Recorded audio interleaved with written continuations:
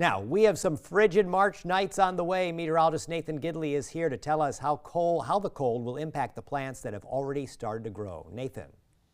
It may be March, but some plants are already blooming after the second warmest winter ever in Fort Wayne. If you determine your plants have a lot of growth that has already occurred, you may need to cover them up and protect them from the cold.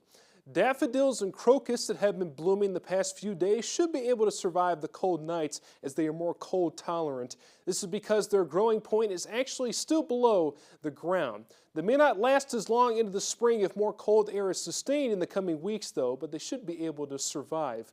More concerning is the peonies that have started to grow. These plants are much more susceptible to the cold and they should be covered if they have more than an inch or two of growth. It ultimately comes down to how much the plants are flowering at this point in March. Things start to green up right now a little bit earlier than we would usually expect. Really haven't seen too many plants start to flower yet, which is a good sign that maybe this cold weather will be okay. They'll be able to get through it. But if we do see some plants that begin to flower, or maybe the apples or fruit trees start to flower a little early, those could get hit by the cold weather, and they may not produce, but they should be able to, the plant itself should be able to survive the temperatures.